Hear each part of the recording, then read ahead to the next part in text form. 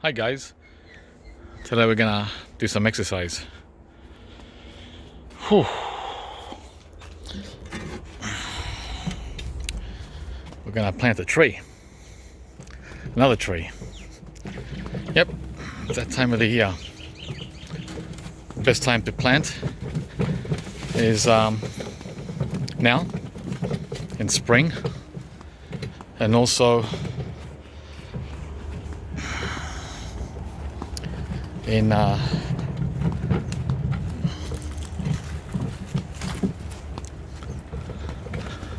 check out those jasmines. Also in early autumn. All right, we are here. We're planting this guy. Recognize him? He's a big troublemaker. So I want to get him in the ground. And when I say troublemaker, I'm not talking about the way he looks. He's beautiful. Don't be deceived by looks. Yep. This is the wax JAMBU, also known as water rose apple, and many other names. So we're gonna put this Fruitolicious guy into the ground after spending 2 years, at least 2 years, in a pot, and he hasn't grown much at all, like only this branch here in 2 years, and the ones back there that are dead, I'm gonna cut those off. So he doesn't like the pot. There's a lot of things he doesn't like. That's why I call him troublemaker. Him and his friend, the Sapodia, Chico Sapoti. Them two guys, oh man, I've lost so many of them. So I should have done this like 8 years ago, because I've always had him in pots. Let's try and put this guy in the ground. But first, before I plant him, I gotta pull out a lot of things, man. A lot of things that are in the way. So that's my exercise.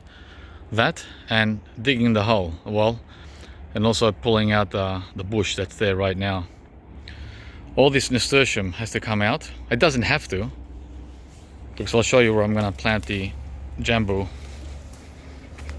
It's gonna go right there where that rosemary bush is. I'm gonna pull that rosemary out. I've had it there for, wow, 12, 13 years. And well, we don't use it. We have another rosemary in a pot, which tastes better than this one.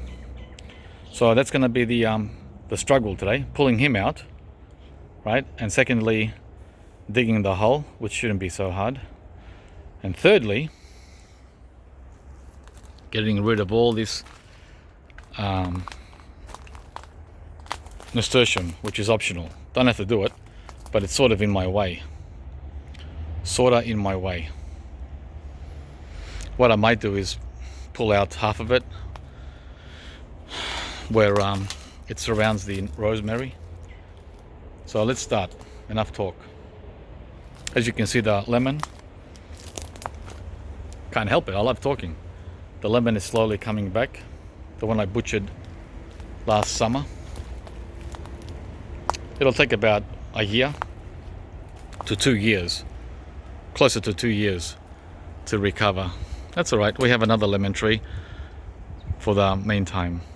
Always have a backup, guys. So the tree is there now in the wheelbarrow underneath the mandarin tree.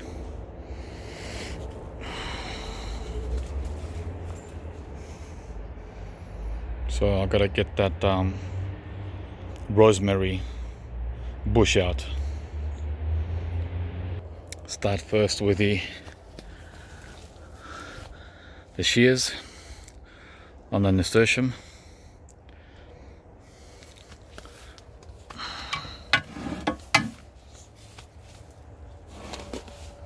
Yep, exercise. Daily exercise. So I only got that much out, deciding to leave the nasturtium for the main part, and just leave as much as I can for now. And now I just have to get rid of all these grasses. Everyone's favorite part of gardening, right?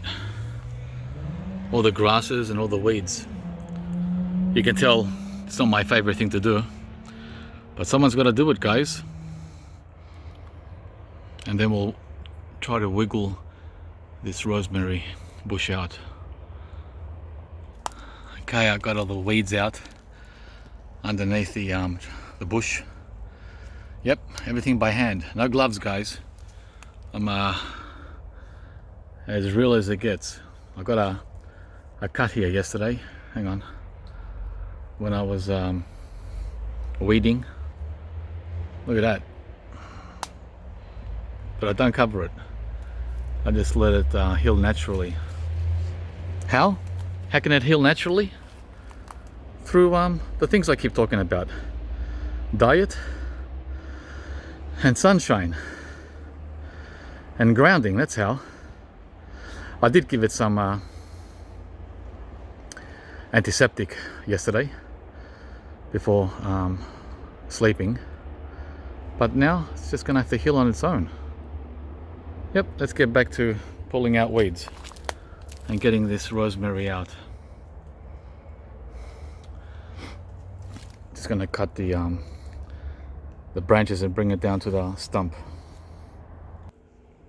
Okay, we're almost there. Whew. This is quite easy, actually. Not as hard as I thought. So, look, I put a steel bar there when I planted it 10-12 years ago, and that's going to help me remove it. Watch.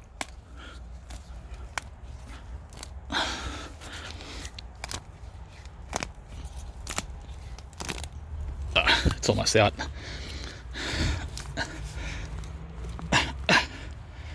Look at that. I'll need a second hand. Let me use both hands. That was the easiest bush I've ever removed, taken out. There you are. There's a sucker right there. It was virtually a one-hand operation. And now we have a nice clean area to dig for the wax JAMBU.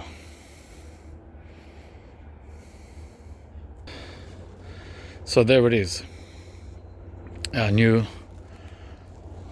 planting, ready to go in the ground. I wish it was a lot bigger. It's only like, well, barely 2 feet, but it is what it is. So I've got all the rosemary there acting as mulch to break down, just like this apple, these apple trees that I cut up here. So that's how I do it, as I keep saying. Whatever I cut, I reuse. I don't throw anything out into the city garden waste. See that? That's almost finished breaking down, and it's only been there, what, 2 months? That's from June. Well, early July, yeah. So and a lot more here. Look, it's just non-stop tree cuttings. I don't buy mulch. I make my own mulch, but it takes a year to 2 years to break down completely, and that's fine. I've got all the time in the world, guys. So let's dig a hole now and put him in, Mr. Troublemaker, wax JAMBU. Okay, I pulled out that much dirt, almost the whole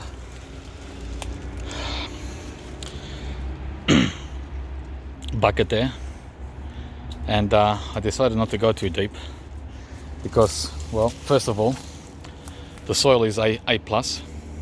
It's better than premium soil that you buy.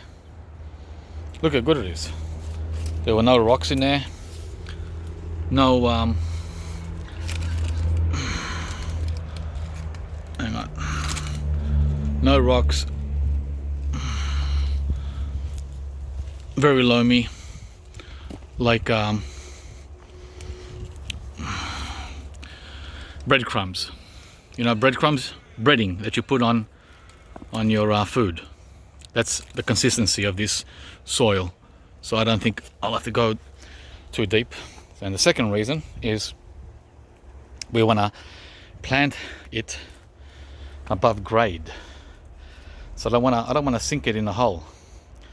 I want half of it in the hole and the other half sticking out of the hole, because what kills these, in my experience, is wet feet. It's unfortunate that I don't have any gypsum. I ran out, and they're not letting us leave the house. We have a curfew unless I get it delivered, but the delivery fee is $40. $40 for a $10 product. So no gypsum. I'll just count on this loamy soil to do the trick. So let's put this guy in. Okay, I got it in the hole. Didn't go as well as I had hoped. It was like a mess, because the soil was stuck to the pot when I turned it upside down, and it's like half the soil stuck to the pot inside and the other half just came loose. So we've got a bit of flap here, and a lot of root, not so much damage, but root disturbance, that's the word. Oh well, I did the best I could. So it's like I said, half in the hole and half above the hole, above grade. So maybe it's a little higher than what I wanted, but it's better to be higher than lower, right? As far as wet feet. Oh, and by the way, this is a sloping, this is a slopia. So the land there goes up and up and up and up towards the house. And here it comes down, down, down, down, down, sliding all the way to the back fence there. We're at the back fence, by the way. So the water will just run around it and just go down the slope. So I think the overall planting has been fine, not the best. On a scale of 1 to 10, I would give this a 7, maybe a 6 if you want to be harsh, but I reckon a 7. There's the roots there. A lot of disturbance, but there's nothing else I could have done, guys. Right? One person. Anyway, that's the soil I took out. I'm gonna create a burn, or a round circle, so that the water can stay in whilst we have it adjust or get established.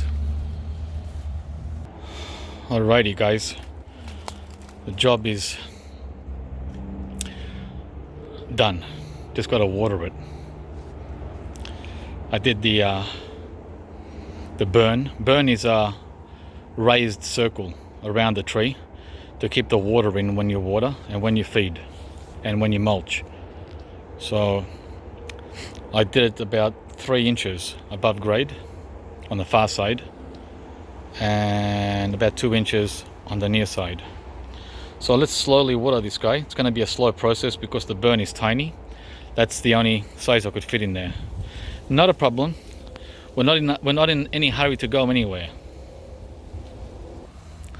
Wow, the first helping hand has arrived. Cool. So he just turned up out of nowhere. I hope he can get his buddies in here and start helping and get this tree back to the way it should be. I saw one of these wax jambus here in Melbourne. You guys won't believe how good it was. It was insane.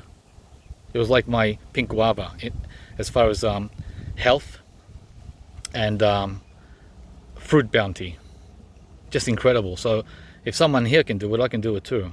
It's just that I didn't have any luck in the pots. No luck in the pots, guys. Like at least 3 or 4 years in a pot, 2 different pots, 2 different plants, and no luck. No luck. I've tried everything. I tried fertilizer, you know, all the usual stuff, and it was always the same ending. And by the way, did you notice I didn't use any fertilizer? I didn't use any compost. Just 100% native soil. I mean, why wouldn't I use the native soil? This stuff, like I said, like I showed you earlier, is gold. It's pure gold. There's no clay, there's no stones, no rocks, no organic matter that's breaking down. It's 100% pure loam. And I will eventually fertilize it, of course, and mulch it, but I wanted to get settled in first. First things first. So let's start slowly watering it. See, that's the problem right there. It's all running out. I put too much water. So, oh, and the roots now were exposed. So I did it too hard, too fast. And the worm doesn't mind. Looks like he's a swimmer. Wow, that went straight through. All right, I'll fill that in there and give it some more water. And by the way, guys, if anyone's watching from Arizona, we're not even close to the temperatures you guys are having there. Temperature here in Melbourne, early spring, is between 60 and 70 Fahrenheit maximum. So there's no problem about this being exposed to the sun, or the roots exposed to the sun, or anything exposed to the sun. This is almost winter weather we're having, so not a problem. Okay, I've given it 2 gallons of water. That is 10 liters, and I'll come and water it again in about an hour or 2. Hope you enjoyed this video, guys. That's how I do it with tropical fruit trees. Now, if this was a plum or an apple, I wouldn't do it like this. I would put the tree in the hole. That's a different animal altogether. These are sensitive tropicals. They just have to be done differently.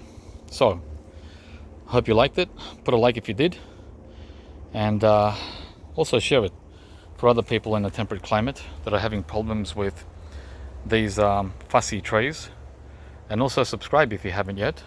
I appreciate that, and we'll see you from the next video.